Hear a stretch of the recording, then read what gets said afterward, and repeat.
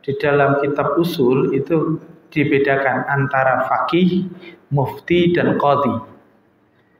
Kalau faqih itu hanya orang yang baru belajar ilmu fikih. Itu namanya faqih. Belajar, oh menurut mazhab ini begini, menurut ini begini, itu faqih. Dia belum mufti. Mufti itu dia harus tahu al-waqi', realitas. Jadi dia tahu ilmu fikihnya dan dia tahu realitas. Kalau dia baru tahu ilmu fikih, tidak tahu realitas, nggak boleh berfatwa. Karena bisa jadi realitas berbeda dengan apa yang ada pada pendapat ulama. Assalamualaikum warahmatullahi wabarakatuh.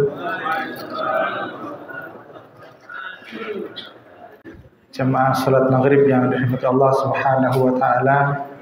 Syukur kepada Allah di malam hari ini kita dapat melaksanakan ibadah salat maghrib berjamaah yang kita lanjutkan dengan taklim, tentu dengan niatan kita ingin tambah belajar, tambah ilmu, tambah iman, karena hari-hari ini di tengah gemerlapan teknologi informasi, rasa-rasanya pengetahuan itu cepat didapat, tapi tidak banyak orang mau belajar karena gampang sekali diakses. Nah, seperti kegiatan kita ini kemudian diupload di YouTube. Di YouTube itu ribuan video. Tapi pertanyaannya, ada nggak yang serius belajar di YouTube satu kitab sampai selesai? Itu rasa-rasanya belum ketemu. Sehingga tidak ada lulusan YouTube itu, ya tidak ada juga. Maka memang hari ini teknologi itu membantu, tapi terlalu membantu kadang kita juga lalai. Salam dan salam kita sampaikan kepada Nabi Muhammad SAW. Kepada beliau kita meniti jalan hidup, dan hari-hari ini juga kita makin dekat dengan Idul Kurban. Informasi dimanapun tentang kurban pasti selalu disampaikan. Tapi ada satu hal menarik kemarin ketika diminta ngaji khusus tentang kurban. Jadi kalau ditanya bagi Nabi itu kurban itu apa sih? Kita kadang mikirnya kan soal yang penting berapa ekor, berapa banyak yang dibagi, tapi yang terkenang apa? Nah, ternyata Nabi Muhammad ketika ditanya apa kurban ini, maka Nabi menjawabnya, sunnata abikum Ibrahim. Ini adalah sunnah ayah kalian Ibrahim. Nah, mengatakan sunnahnya ayah kalian Ibrahim itu disyarah oleh para ulama panjang sekali. Karena kemudian kenangannya itu berarti kenangan tentang seorang ayah pada anak. Karenanya Rasulullah menyebut dirinya sendiri, ana ibnu dzabihain. Aku ini anak dua orang yang dikorbankan. Nabiullah Ismail dikorbankan, Abdullah ayah beliau juga sempat mau dikorbankan. Karena kenangannya itu adalah kenangan seorang ayah yang tidak sempat ketemu. Jadi tentu agak lain, keteladanannya agak lain. Kalau kita mungkin kalau ngomongin kurban mikirnya soal dagingnya, satenya gitu. Tapi kenangan orang tua dan anak rasa-rasanya jauh dari apa yang diteladankan Nabi. Baik jamaah yang Allah Subhanahu wa taala, kita lanjutkan ngaji kita membahas kitab Minhajul Qasidin, Mukhtasar Minhajul Qasidin yang ditulis oleh Ibnu Qudamah Al-Maqdisi. Yang lalu kita sudah membahas tentang kewajiban mencari ilmu, yang ilmu itu kemudian dibagi dua, karena yang wajib itu kemudian disebut sebagai fardhu ain dan fardhu kifayah. Tapi kemarin kesimpulan umumnya kata Ibnu Qudamah, yang wajib itu adalah soal kita berinteraksi kepada Allah, itu wajib bisa. Meskipun ulama berbeda pendapat, ahli fikih yang ditanya wajibnya apa ya fikih, ahli kalam ditanya yang wajib apa ya kalam.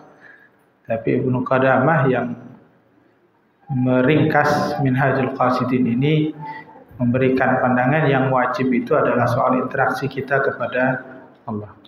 Nah, pada hari ini kita lanjutkan tentang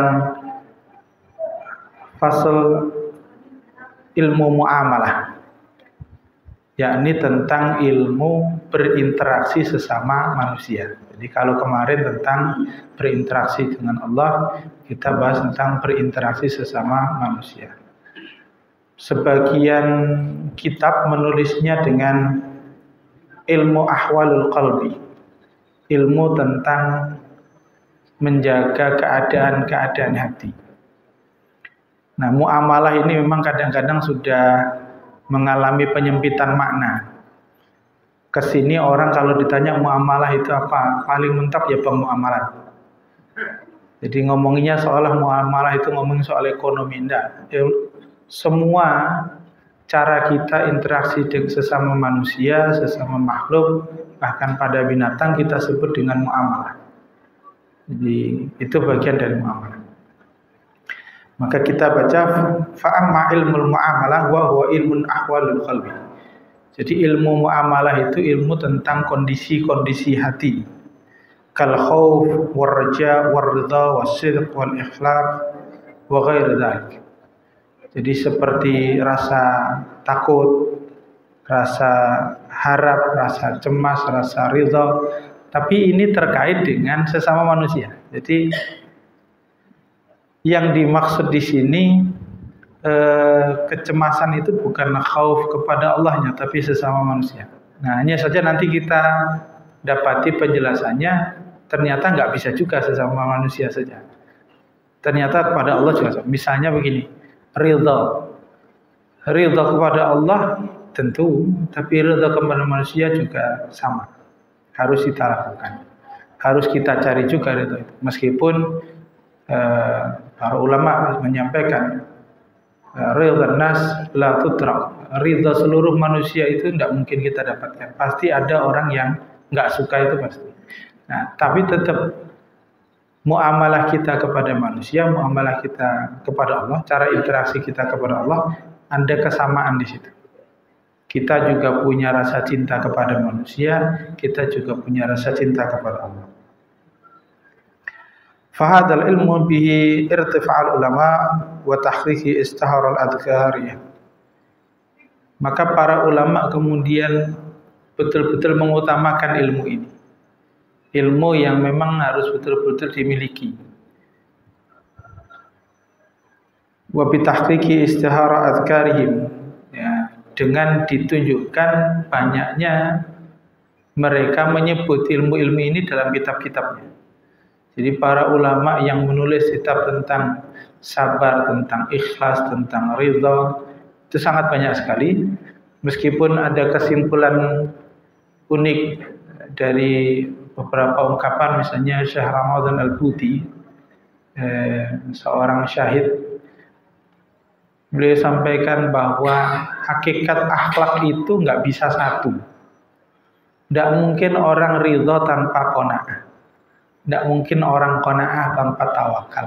Tidak mungkin orang tawakal tanpa syukur. Jadi semuanya sebenarnya satu. Cuma definisi saja beda-beda. Tapi akhlak itu satu. Akhlak itu satu. Nah, orang-orang yang ahli ini disebutkan contohnya seperti Sufyan Ats-Tsauri wa Abu Hanifah wa Malik wa Syafi'i wa Ahmad. Contohnya adalah Imam Sufyan Ats-Tsauri, juga Imam Malik, juga Imam Syafi'i, juga Imam Ahmad, juga Imam Abu Hanifah. Nama-nama ini kita tahu adalah nama-nama seorang ulama fikih. Karenanya ulama fikih ini fokusnya adalah interaksi dengan sesama manusia. Maka bahas nanti tentang jihad, bahas tentang kurban, bahas juga tentang bagaimana keluarga, babul buyuk, tentang jual beli, semua dibahas di situ. Jadi tidak membahas dalam persoalan akidah secara detail, tapi lebih banyak detailnya dalam persoalan muamalah. Wa man nama inhatat rattabal musamma bil fuqaha. Jadi kebanyakan mereka itu kemudian dikenal, dinamai dengan fuqaha, ahli fikih. Jadi yang paham tentang muamalah ini kemudian dinamai ahli fikih. Wal ulama an tilkal maqamat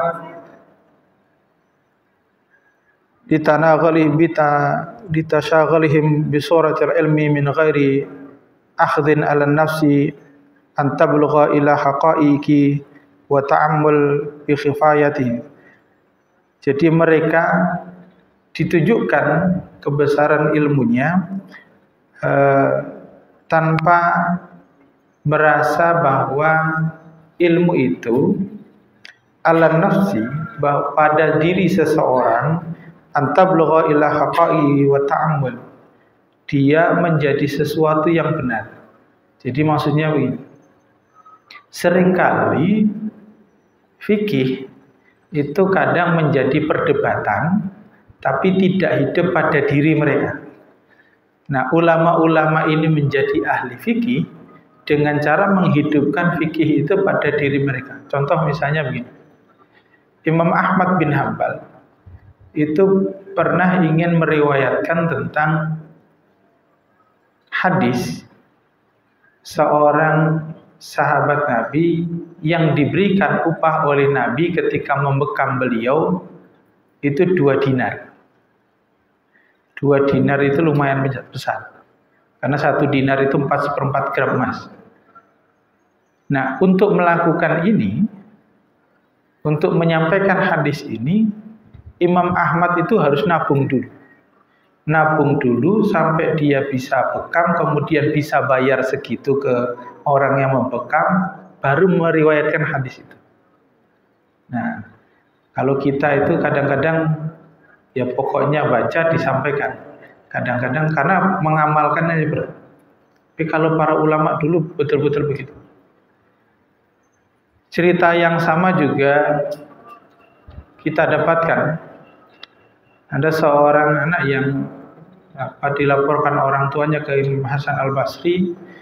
Kisah ini masyhur, tapi banyak yang juga mengatakan ini kisah dari yang lain. Jadi anak ini susah sekali makan sayur. Ada yang mengatakan susah makan buah. Yang kemudian ditunjukkan buah itu Hasan Al-Basri sendiri tidak pernah makan itu. Maka nggak bisa jawab langsung. Nanti dijawabnya. Begitu kemudian besoknya dicoba dulu. Muridnya kemudian baru menjawab. Jadi itulah fikih. Fikih yang kemudian dihidupkan oleh ulama terlebih dahulu baru ditunjukkan. Ila haqqi wa ta'ammul bi khafaya. Jadi kemudian menjadi hidup. Wa anta tajidul faqih yatakallam fi dhahar. Maka kita kemudian melihat para ulama fikih itu, seorang yang faqih itu banyak membicarakan berbagai hal tentang fikih, di antaranya adalah az-zihar, az-zihar itu maksudnya adalah kafaratul zihar. Seorang suami yang menyamakan istrinya dengan ibunya.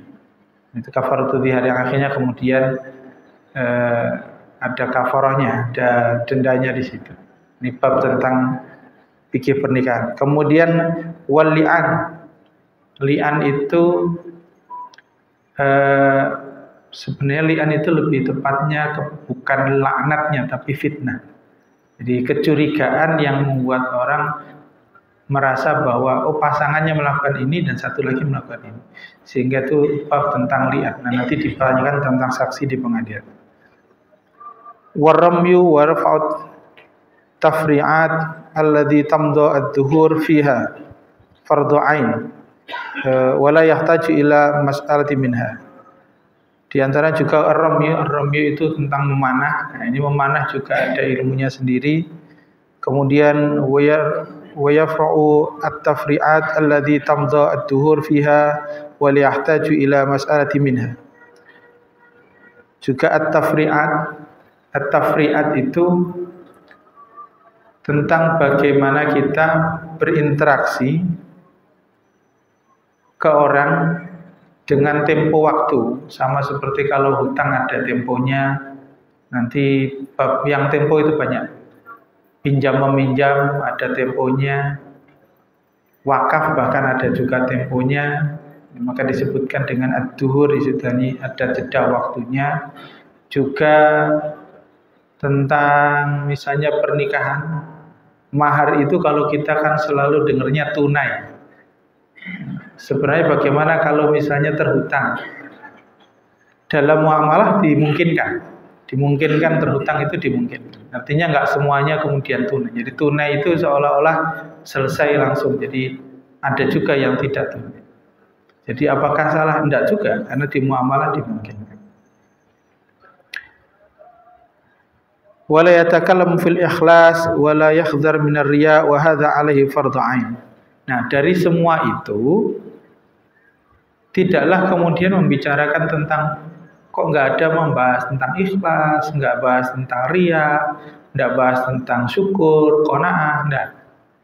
Jadi bab muamalah tidak bahas langsung tentang itu. Wala yahdhar minar riya wa hadza alaihi fardhu ain. Karena memang kalau persoalan yang tadi, yang persoalan ikhlas, riya, istiqomah itu bentuknya fardhu ain. Nah, jadi ilmu yang tadi kita bahas tentang muamalah tadi, bab tentang pernikahan, tentang jual beli, secara detailnya itu tetap bagian dari ilmu yang fardu kifayah, bukan fardu ain. Yang fardu ain itu pada persoalan kejiwaan kita, tetap persoalan ikhlas, persoalan apa itu riya, apa itu istiqomah, itu yang harus kita pahami dalam bentuk fardu ain. Fardu ain artinya setiap orang harus ngerti, harus tahu posisinya, kapan dia ikhlas atau tidak, kapan dia ridho atau tidak. Meskipun dia nggak tahu ini jual belinya sebenarnya boleh apa tidak. Misalnya riba, kita nggak tahu persis ini riba atau tidak. Ini sebenarnya halal apa haram? Ini bunga bank gimana? Maka kita kembalikan ke asas dasar yang fardhu ain, kalaupun kita nggak tahu. Asas dasarnya apa yang fardhu ain itu? Yakni ridha. Jual beli transaksi itu dasarnya adalah saling ridha. Antara dan minkum, yang penting saling ridha. Nah, kalau saling ridha selesai. Di situ urusan bahwa ketahuan bahwa ternyata ada gharornya, ada tipuannya di situ. Nah, haramnya pada di situ. Nah, ketika gharor ini bagaimana kita kalau kita tidak tahu dan posisinya kita justru yang ditipu, ya tentu kita tidak dosa. Nah, seringkali kan kadang-kadang kita kalau entah angkat kredit itu kadang-kadang perjanjiannya kan panjang banget. Nah, maka beberapa orang yang menyampaikan tentu kita sebagai bukan orang yang paham mendetail, ya pakai asasnya ridho. Kalau memang kita lihat ridho dengan harga itu dan kita mampu, ya silakan. Kalau tidak, dia karena kita tidak ngerti, kecuali kita memang paham di situ. Karenanya kadang-kadang perjanjiannya itu panjang sekali dan kita kadang-kadang juga nggak sempat baca. Yang penting tanda tangan, sepakat, selesai. Nah, karena ilmunya memang detail. Hari ini transaksi kita jangan detail. Apalagi kalau hari ini konsepnya tentang negara. Kasus tentang kereta api cepat Jakarta-Bandung itu salah satunya soal itu. Jadi teks transaksinya itu banyak yang bilang, banyak yang bilang itu yang ada itu bahasa Cina dan bahasa Inggris. Tidak ada teks bahasa Indonesianya. Sehingga nggak ngerti, ternyata di sana itu ada klausul nanti akan nambah sekian, akan berubah sekian. Itu nggak ngerti. Dan nggak dibaca ya. Ini juga masalahnya di situ. Maka memang harus ada orang yang betul-betul paham ngomongin itu. Nah, karena memang tidak semua, apalagi Tidak kemudian kita anggap menteri itu kemudian pandai dalam segala hal, apalagi kalau bahasa asing. Nah, itu tentu tidak paham di situ. Kemudian li'anna fi ihmalihim halakah. Dan kalau kita meremehkan yang fardu ain tadi, tentu kita akan celaka karena wal awal fardu kifayah. Adapun yang awal tadi dimaksud adalah fardu kifayah yang hukum-hukum tadi. Walau su'ila an illati tasagharat bi masailil al-li'an war rami, kalaupun ada yang bertanya tentang bagaimana persoalan tentang li'an tadi, tentang persoalan hukum keluarga, ar-ramyu, tentang persoalan mana peperangan misalnya, laqala hadza fardu kifayah. Maka ini adalah persoalan fardu kifayah. Walaqad sadaqa walakin khafa alaihi al-hisab fardu kifayah aidan. Maka jawaban kalau ini dikatakan fardu kifayah memang iya, tetapi ditakutkan tetap ada ukuran perhitungan-perhitungan pada persoalan fardu kifayah, fahalla tasaghala bihi, maka kemudian dia akhirnya juga merugi. Maksudnya begini, meskipun dia fardu kifayah, kita tidak boleh kemudian merasa tidak perlu tahu, karena pada hakikatnya kita juga pasti berurusan dengan hal itu. Misalnya soal tadi jual beli, kalau kita berurusan dengan perbankan, meskipun kita bukan orang perbankan, ya harus membaca juga. Kalau enggak, kita rugi juga. Dalam konsep muamalah pernikahan misalnya, kalau kita tidak mau membaca juga, meskipun pernikahannya sah di awal, rukunnya selesai, syaratnya selesai, nikahnya sah, tapi kalau tidak ngerti ilmunya, bisa jadi sebenarnya kita pernah melakukan dan keliru. Misalnya soal kafaratul dzihar, az-dzihar, tanpa sengaja kita bilang ke istri, kamu kok mirip sama ibu ya. Nah itu sebenarnya ada yang keliru ucapan-ucapan begitu. Itu persoalan az-dzihar. Atau misalnya persoalan mengucapkan cerai, meskipun nggak serius itu perlu hati-hati. Jadi meskipun sedang debat kemudian ya udah kalau gini pisah aja. Ini pisah aja ini sudah masuk talak apa bukan? Karena kalau sudah masuk fikih talak berarti selama ini kita berhubungan sudah masalah. Karena talak, kalau talak harus rujuk dulu. Maka perlu kita belajar juga. Wa innama yuhtaj alaihi nafsu. Maka sebenarnya seseorang itu pasti butuh tentang ilmu itu, lianna maqsudha minar riya was sum'ah yusilu bil munadharah la bil hisab. Karena sebenarnya baik dalam persoalan riya, sum'ah, kesombongan, ingin dilihat,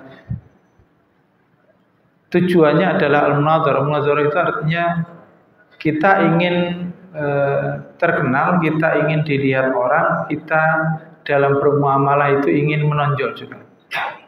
Jadi menonjol muamalah itu karena kita interaksi.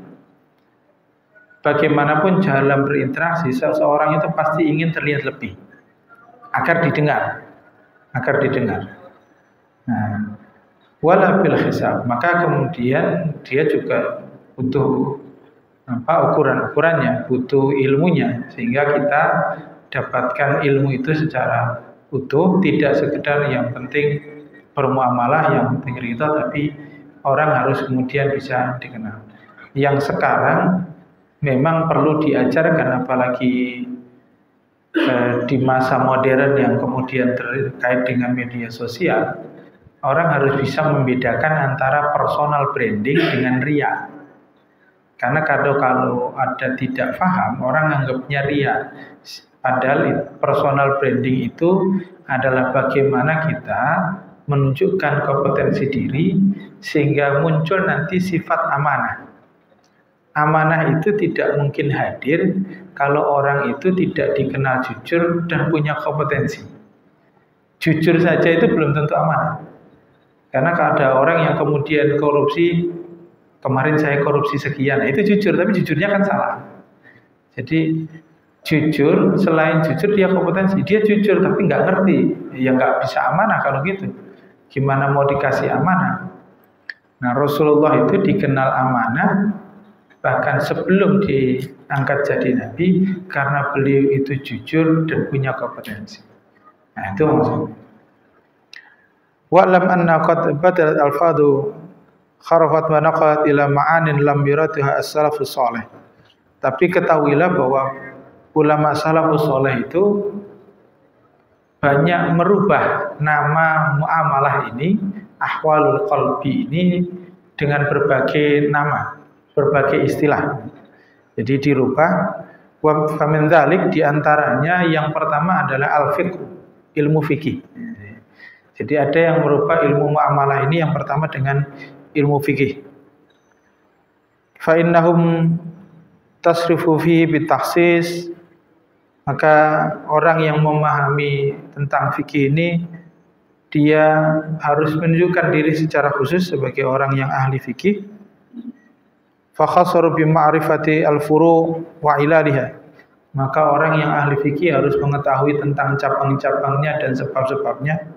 Jadi kenapa ini boleh, kenapa tidak, ini usul apa furu', ini fikih harus paham. Walaqad kana ismul fikih fil asri awal muntaqakan ala ilmi tariqil akhirah. Akan tetapi sebenarnya ilmu fikih pada masa awal, pada masa salafus saleh itu dimaksudkan kepada ilmu untuk mencapai akhirat. Fokusnya pada situ. Makanya ilmu fikih di awal, baik dia persoalan ibadah tentu, tapi persoalan muamalah duniawiyah, soal misalnya jual beli, tetap ujungnya fokusnya adalah soal akhirat sebenarnya. Misalnya ketakutan untuk jatuh pada yang haram, ketakutan untuk riba, jadi ketakutan jangan sampai melanggar hukum. Kesana, meskipun kalau sekarang sudah mulai bergeser. Sekarang ilmu muamalah itu gimana caranya keuntungan nambah, gimana caranya tidak menyakiti orang, gimana caranya tidak melanggar hukum tapi hukumnya hukum positif. Makanya banyak yang kemudian dirubah-rubah, meskipun dalam Islam ya dibolehkan. Misalnya begini, orang pengen nanti berkorban, misalnya korban. Kalau korban sendiri, pahalanya sendiri. Gimana kalau korban satu kambing tapi bisa 3 orang? Nah, ini banyak yang kemudian nyiasatin aja, ya sudah. Saya pengen korban tapi nggak korban lah. Saya beli kambingnya aja, saya kasih kamu. Nah, kamu yang korban. Nah, berarti kan dia korban, nanti temennya korban. Nah, temennya korban nanti enggak lah, yang penting saya sudah terima, saya kasih temen aja, nama dia aja. Nah, jadi 1 ekor kambing itu pahalanya bisa 3 orang. Nah, yang begitu apakah dibolehkan? Dalam persoalan fikih tetap boleh. Tetap boleh. Jadi tetap sah, tapi sahnya itu yang terakhir saja, bahwa yang pertama dan kedua itu ya dapat pahalanya, ya pahala dia memberikan sedekah itu. Nah, yang begini dalam persoalan fikih semakin kesini ini semakin sering dilakukan. Misalnya kemarin saya ditanya di Jawa Timur itu ada beberapa kiai yang punya pendapat sapi itu boleh lebih dari 7 orang. Gimana kalau sapinya gede? Begitu nanya, seingat saya nggak begitu hukumnya. Bukan soal sapi itu 7 orang. Sebenarnya kalau kita baca hadis, 7 itu bukan 7 orang tapi 7 bagian. 7 bagian. Makanya penjelasan Syekh Ali Jum'ah, Mufti Mesir itu, beliau sampaikan bahwa sapi itu sab'atu sahmin wala sab'atu syahshin. 7 saham, 7 bagian, bukan 7 orang. Artinya kalau ada 1 orang di situ sebenarnya niatnya untuk 1 keluarga, yang sekeluarganya dia 5, ya nggak apa-apa. Jadi ada satu bagian di situ sebenarnya untuk 5 orang, tapi namanya untuk keluarga. Karena memang kambing sendiri ketika Nabi menyembelih itu untuk satu keluarga. Maka penting kita memahami aspek antropologi. Bagaimana zaman Nabi di Arab bahkan sampai hari ini. Orang Arab itu makan seekor ayam sendiri. Satu kambing itu sekeluarga. Memang begitu. Jadi kita lihat orang Arab makan satu ekor kambing itu sekeluarga sekali makan. Kalau di kita enggak, satu ekor ayam sekeluarga. Jadi memang secara antropologis berbeda. Maka ya difahami sebagaimana nasnya saja bahwa 7 itu apakah boleh 7 orang? Ya boleh. Jadi yang pasti adalah 7 bagian. Bahwa ada satu bagian yang bisa jadi diniatkan untuk satu keluarga ya tidak masalah. Tapi tetap itu 7 bagian. Jangan kemudian lebih dari 7 bagian. Sehingga jangan, karena ada yang kemarin sampai satu sapi 20 orang. Itu, waduh, sapi-sapi 20 orang.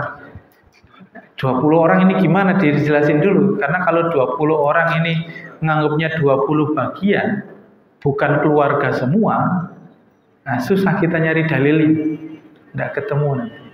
Tapi kalau 20 orang ini ternyata 7 orang itu masing-masing ada yang sama anak istrinya gitu. Hitungannya sampai 20, ya tidak apa-apa. Itu 7 keluarga yang masing-masing keluarga itu ada yang 3, ada yang 4, ada yang 2. Di total sampai 20 orang ya tidak masalah. Nah, tapi isinya tetap 7 bagian. Nah, ini yang perlu difahami fikihnya itu. Dan itu kadang-kadang agak rumit ketika masyarakat udahlah yang penting nyembelih saja. Yang penting ikhlas saja. Kadang-kadang baliknya ke situ. Itu persoalan fikih. Walidzalika qala Hasan Al-Basri, maka kemudian Hasan Al-Basri juga menyampaikan innamal faqih az-zahid fid dunya. Ini ciri ulama fikih itu adalah az-zahid fid dunya, dia az-zuhud terhadap dunia, warraghib fil akhirah, sangat mengharapkan akhirat, wal basyir bidinihi, sangat mengetahui seluk-beluk agamanya, wal mudawam 'alal ibadati rabbih, juga selalu continue dalam beribadah kepada Allah, wal wara' al-kaf an a'radil muslimin, juga bersikap wara' kepada kaum muslimin. Wara' ini, kalau wara' terhadap kaum muslimin itu artinya dia tidak mau ikut campur terhadap banyak urusan dari aib orang Islam. Itu sikap wara'. Jadi ahli fikih itu selalu melihat sesuatu itu positif, husnudzon. Kalau ada orang berbuat salah, selalu mikirnya mungkin dia punya alasan. Nah, itu ahli fikih. Kalau kita yang kadang-kadang bukan ahli fikih, orang baik pun kadang-kadang kita omongin. Jadi yang rajin ke masjid, ini soalim. Jadi kalau ahli fikih melihat orang keliru, dia punya alasan, selalu husnul, sehingga melihatnya semua dengan sikap wara'. Fabana bina dzikraha anna al-muradu bi talabil ilmi alladhi huwa fardhu ain ma yata'ayyan. Ini fakana itlaqihim ismul fiqih ala ilmul akhirah akthar. Maka pada awalnya secara mutlak ilmu fikih itu yakni ilmu al-akhirah akthar, pengetahuan tentang akhirat itu sebenarnya lebih banyak. Li'annahu lam yakun mutanawilan lil fatawa walakin kana mutawanan lidzalika bi tariqil umum wasyumul. Karena sebenarnya fikih ini juga seringkali keliru. Fikih itu jangan sampai fokusnya hanya persoalan yang penting bisa ngasih fatwa, yang penting bisa ngasih pendapat. Harusnya melihatnya secara komprehensif. Makanya di dalam kitab usul itu dibedakan antara faqih, mufti, dan qadhi.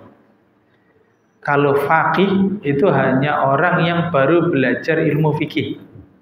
Itu namanya faqih. Belajar, menurut mazhab ini begini, menurut ini begini, itu faqih. dia belum mufti. Mufti itu dia harus tahu al-waqi, realitas. Jadi dia tahu ilmu fikihnya dan dia tahu realitas. Kalau dia baru tahu ilmu fikih, tidak tahu realitas, nggak boleh berfatwa. Karena bisa jadi realitas berbeda dengan apa yang ada pada pendapat ulama. Nah, misalnya di Indonesia, orang membicarakan tentang fatwa bagaimana persoalan baju gamis misalnya.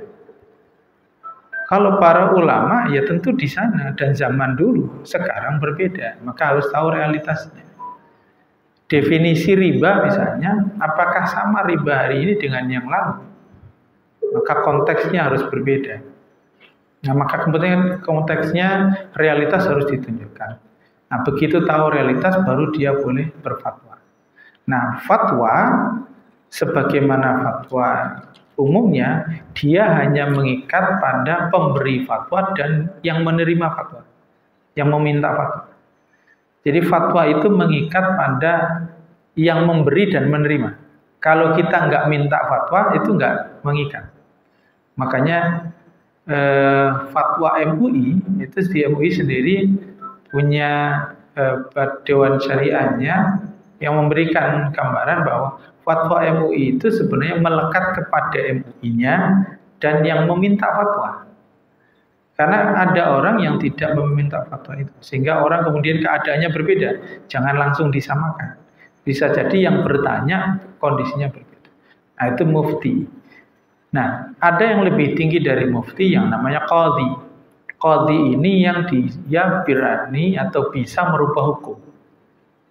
Dia tidak hanya harus tahu realitas, dia harus juga tahu fikihnya, tapi dia juga tahu konsekuensi masa depan. Misalnya, itu qadhi itu misalnya hakim. Nah, inilah kenapa Rasulullah nyebut hakim itu cuma satu yang di surga, yang dua di neraka. Karena berat, dia harusnya tahu tentang fikih, dia tahu juga realitas. Baru dia kemudian memberikan putusan. Jadi qadhi itu yang memberi putusan terikat kepada masa depan. Misalnya, apakah ini sudah termasuk cerai atau tidak? Nah, ini bukan soal fatwa, ini pada qadhi. Kalau qadhi menentukan bahwa ini cerai, ya cerai. Tapi kalau fatwa, tanya, ini begini sudah dianggap cerai, yo bisa dianggap cerai. Apakah jatuh cerainya? Enggak. Karena dia mufti, harus kepada qadhi.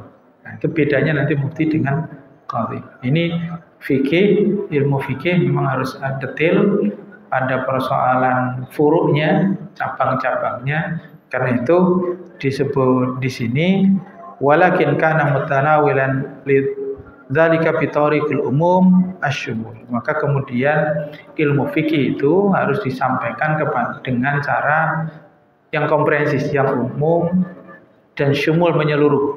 Jadi nggak boleh nyampein pokoknya menurut mazhab Hanafi begini. Nah, kalau belajar fikih itu ya Imam Hanafi begini, Imam Malik begini, ini begini, ini begini. Pendapat ini karena alasan ini, pendapat ini. Ini belajar fikih. Nah, cuma kita kadang-kadang inginnya itu langsung kepada mufti, inginnya fatwa aja lah gitu. Itu yang membuat agama kita akhirnya tidak banyak. Saya kira itu untuk pada sesi kali ini. Insya Allah kita akan lanjutkan di waktu yang akan datang.